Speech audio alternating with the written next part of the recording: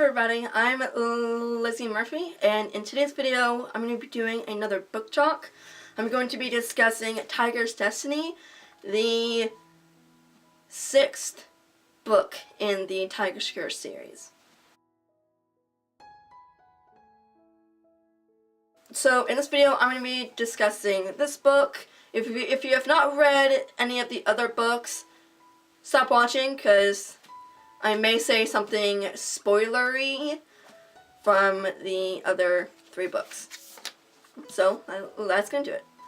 So in this book, it is, wow. In the previous book, Tiger's Voyage, the ending was when Kelsey was kidnapped by Lokish, and that was enough for me to have to buy this book, even if I wasn't totally engrossed in the story anyway.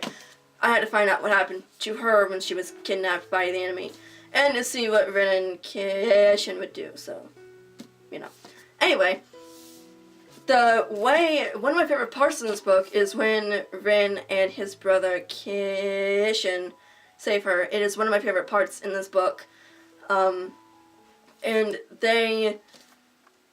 Ren dressed up as the priest because Lokish wanted Kelsey as a bride, and other things, but I'm not going to go into that because that's, no.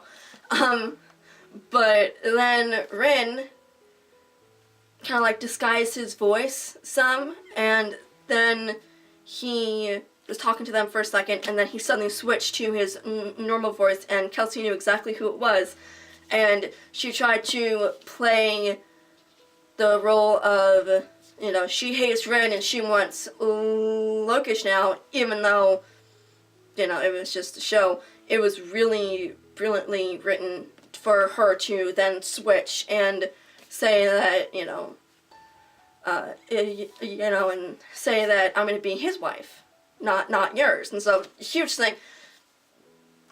Yeah, you're going to read it to give it justice.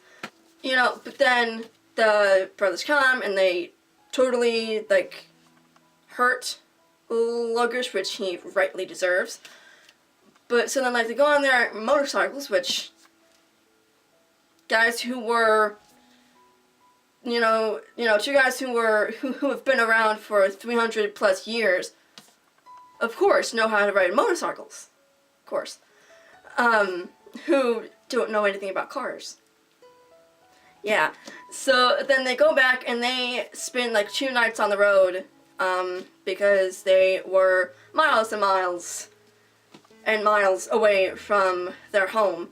So when they go back, Kelsey tells them what happened, and they get mad and said that they should just killed him, but because Lokish is this kind of being, I guess, he possesses power through the necklace that he has, and he is basically immortal, but he can be hurt. But there are a few things that you can do to kill him, but they didn't have it, so they just really, really hurt him, but he's not dead. But so then the brothers say that they should just kill him, even though it would have been, you know, futile, but still, you know. But then the book progresses, and this is sometime later, because I haven't read this book in about a year or 2, so it's shocking that I remember this so much of this book. But one of my favorite parts in this book is when they have to visit a phoenix. It's actually the bird that is on the cover, and then the bird says that that only one can take this test. Basically, the test is to make your heart pure, but to do so, you gotta stand on this little thing, and they're in a volcanic thing with lava near them, so keep that in mind. But the phoenix puts like a glass barrier between her and the brothers, and then she stands on like this coal thing, and the phoenix asks her a question, and she answers, and but she has to answer truthfully, and even if, and I mean the whole truth, not like the half truth. It's got to be the whole truth. And then fire comes up and starts burning her. She needs to make her heart pure. If she steps off, the phoenix will kill the brothers or her. So if she steps off, someone's gonna die. So, but then she needs to answer the questions and make her heart pure, and her hair burns off, her feet start to blister, or become like little stumps. Basically how Darth Vader was in Revenge of the Sith. Basically. And then she is taken. Now then she answers truthfully, and she's taken up to the nest. This is the weird part about fantasy, that I read this back when I was like 15, so it's a little weird. I still like it, but it's a little weird. I'm not that into fantasy anymore. But anyway, then the one of the brothers, I'm not going to spoil anything for y'all if you've not read this book, but one of the brothers starts strangling the phoenix because they saw her burn, but they didn't see her go up to the nest or wherever that was. But then she appeared wherever the heck it was, climbed out of the nest, slipped and fell, and then in the book it said that she only fell a couple feet when she landed in the arms of Ren, and it was just like whoa, like totally taken aback, and they look over and Kishin is trying to strangle the phoenix. So, yeah. So, next, not next, like a little ways down the book, they go to this cave called the Cave of Sleep and Death. The name basically describes exactly what will happen. If you sleep, you're dead. So, if you doze off for even a second, your limbs will start to turn to stone, and then you become zombified, basically.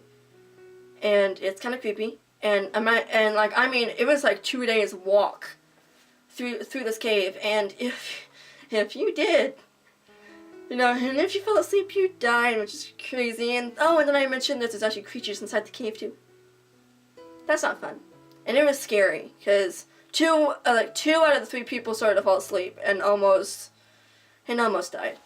But then they get this thing called the Rope of Fire, and Kelsey having this power, she whips the rope in like a shape of a circle shape, and she tells it to take them to their destiny, and it takes them back to, oh gosh, I don't even know.